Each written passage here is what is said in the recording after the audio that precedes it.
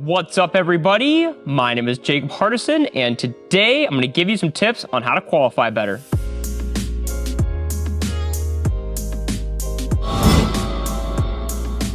Welcome back, everybody, to, of course, the lovely Adrenaline RC YouTube channel, where today we're going to go over some tips to help you get better at qualifying. Obviously, the most important portion of the weekend is going to be the main events, but you got to make it there first. So hopefully we can go over some stuff today that will help you out in your racing journey, so that way you can qualify higher into your main events, go straight to the A main, maybe even TQ it, and then give you the best shot, of course, of getting the overall victory at the end of the weekend. Now, I imagine some of you are anticipating more of the TLR Tune Typhon videos, of which those are coming. I'm not stopping that series by any means. I, however, don't have access to any tracks right now. One of the things that I conveniently didn't think about was the fact that we're in an okay amount of downtime right now between doing the Vintage Off-Road Nationals and then turning around to basically take the month to clean the entire facility here, rebuild the indoor track, rebuild the outdoor track. I have been left trackless. So those videos will be coming. As soon as the tracks are finished up, we get through that invitational event, I'll then have access to the outdoor track again, so then we can continue getting more and more footage and data on that. So it is coming. We've just got to be a little bit patient at the moment. The invitational is the first weekend of October. So as soon as we get through that, like I said, I can then put some more content out with that.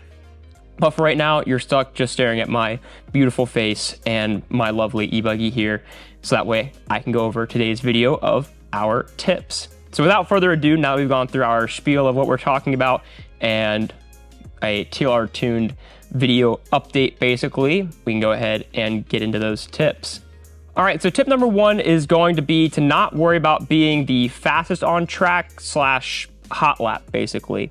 So the reason for this is, and it sounds kind of backwards because obviously with racing, the goal is to be the fastest on track. But if you drive outside of your comfort zone, you try to just hot lap, then you leave more room for mistakes. So usually what I tell people is when you go out to do practicing on whatever track it is you practice on, that is when you want to drive to your maximum. Use a little bit of the extra throttle, get a little bit more aggressive, push yourself beyond your comfort zone, because that, of course, is what practice is for. You want to become comfortable with the uncomfortable, basically. But when you get into a racing situation, the goal is to not necessarily just be the fastest, but to also be the most consistent. So when you're on the track for the race itself, take whatever your practice pace is and then back it down a couple points, I guess you could say. I don't have a great reference for what to call that, but back down your pace a little bit. That way you are in a very, very comfortable range for how you like to drive, and you can ultimately have the most consistent overall run, and you take out the most important variable of racing, which is marshalling. Sometimes you get a fast marshal, sometimes you get a slow marshal. You don't really have any control over that. It's just kind of luck of the draw. But of course, if you do the entire run without making a mistake, you don't have to worry about that. So even if the guy next to you is 2/10, 3/10 faster per lap, but he's driving outside of their comfort zone, well then, of course, they have more room for error. And if they make a mistake, well, that could very easily be anywhere 3 to 10 seconds, depending on the size of track, speed of marshal. There's tons of different things that could play a factor into that. So tip number one is going to be, don't worry about pushing the car to the maximum. Drive in your comfort zone, get a good, clean, consistent run in without having to worry about needing any marshals. Tip number two is going to be to separate yourself. One of the biggest things that I see, whether I'm announcing, racing, or spectating a race, is people starting on top of each other, which is fine. I mean, you can do whatever you so choose, but it just doesn't make any sense, really. When you are doing qualifying, you are, of course, on your own clock, which means that whatever the next person does ahead of you or behind you will not affect you in any way, shape, or form from a broad standpoint. Where it does start to affect you is if you start directly behind somebody and they make a mistake. If they make a mistake, you have a lot more chance to potentially get caught up in it, whether it be just getting caught in their car, or maybe more of the marshals halfway to getting their car, you get caught in that, and that is no good because then you have the potential to lose a lot of time. So by separating yourself, you can be much more calm and collected in the sense of you aren't worried about other drivers hitting you or making mistakes, but it also gives you time to be able to either react to a wreck that has happened in front of you, or there's always the chance, of course, that that wreck is already cleaned up and taken care of before you even get to it. And my reference for this tip is that if you watch any of the pro races, you'll notice very specifically that on the outlap for the kind of like practice warm-up, we'll all be together and do our thing, but 9 times out of 10, by the time we get to the last turn or two, you'll notice that we very single file exit into effectively starting our race. And the reason for that is what I just went over. By having space, you have time for reaction. You don't have to worry about people hitting you as much or hitting somebody if they get into a mistake. It just allows for a much cleaner, independent run and takes away potentially extra variables that really don't need to play a factor in your qualifying at all. Because like I said, qualifying is going to be all on your own clock. Nobody else matters. It's whatever it takes for you to get from the stripe to the stripe in whatever time frame, 5 minutes, 6 minutes, whatever the qualifying run is. So tip number 2 is going to be make sure you separate yourself. There is no need to get caught up in anybody else's mess. It is nice to be able to drive by yourself and not have to worry about anything at all. Tip number 3 is going to be to have patience. So let's say you did tip number 2 and you separated yourself out, but you're going faster than the car ahead of you. That means inevitably at some point during the race, you're more than likely going to catch up to them and have to get through effectively what is going to be traffic for you. But as we know, they're also on their own clock and they don't want to sacrifice too much time as well. So it's going to be important to make sure that you exercise some patience, give it a couple turns, and let them have the opportunity to be able to let you by. Because if you try to force the issue, you try to force your way in there, there's an okay chance that maybe you get stuck under their wing, especially if you have a buggy, or you take them out, and then with that all happening, you lose time because, well, you got stuck on them. Or if you take them out, the announcer may call you out to wait for that person to get going again.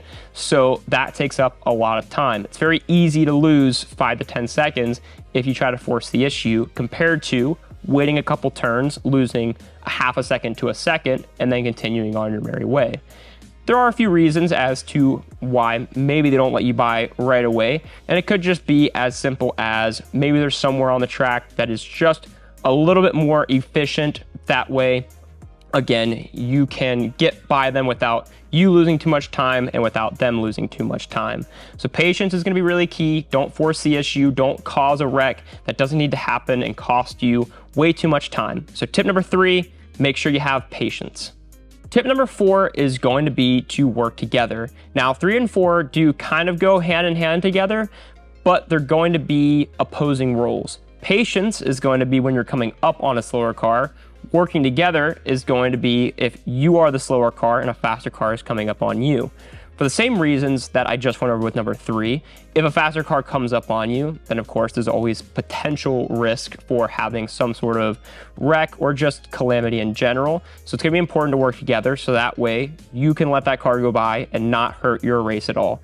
The other thing that goes with this is that if you are the slower car, it sometimes works out to where if that faster car goes by you, you can kind of dip into their line behind them, of course, now that you've let them by, and you can use their speed to help gauge your pace around the track. Plus, you may actually learn how to get around the track a little bit faster. So it's important to make sure you work together to use it to your advantage, because obviously they're going to keep on going on their merry way. You might as well use their speed to help learn something on the track, and then maybe come to the next qualifier, you'll be just as fast as them. So use it as a learning experience, and then also on the front side, use it as a way to protect yourself to an extent. But most importantly, use it to your advantage. If the car is faster than you, they're gonna probably get around you inevitably at one point or another. You may as well let them by, not hold yourself up and them up by creating a battle, and use their pace to your advantage so that way you can learn how to be just that little bit faster around the track. Tip number 5 is gonna be to stay calm. It's very important to keep composure while you're on the driver's stand because it will overall result in a much better qualifying experience and more than likely a better qualifying laps in time. Most likely, if you are angry, it is because something happened, whether it be another driver hit you, you made a mistake, you had to the marshal, whatever the reason may be, but you are angry for some reason, and that is going to probably translate into your driving. And if you start driving harder and more aggressive, you're more likely to just continue making mistakes, and it's just this constant downward spiral, and it's not very cash money. So it's going to be important to stay calm, regain your composure. Obviously, it's okay to be upset for a very quick second, but as soon as the car is back on the track and you're driving around, you have to make sure you get back into that level-headed state, because if you don't, it's just going to kill your run. And at the end of the day, once whatever mistake happens, whatever the cause of it was, it is what it is. That time is gone. You're not going to make it back up. The only thing you can do is put your best foot forward, get back on the track, and just try and drive a clean remainder of the race. And hopefully in the overall qualifying order for that round, it doesn't end up making a huge difference. Obviously, it sucks losing time for whatever reason, but like I said, once it's gone, it's gone. You can't make it up around the track. It just is what it is. So the best thing to do is to just keep driving to the best of your ability. That way you can make the most out of even a poor run. So tip number 5 is going to be, of course, to make sure you stay calm, because you want to have the best overall run regardless of any little bobbles that happen throughout the entirety of it. So that is going to be our 5 tips. That does round us out to the end of our video. Hopefully these qualifying tips help you out. Maybe it's, maybe there's some stuff you already knew, some stuff is new, or maybe you knew all of them, but some of the information I gave behind it is new. Whatever it may be, hopefully in some way, shape, or form, it has been helpful for you. That way you can be the best qualifier in the world, on the planet, and have the best time at the next race you go to. So thank you for joining me today. Like I said, hopefully it's been helpful for you, and we will see you guys next week for an all new video.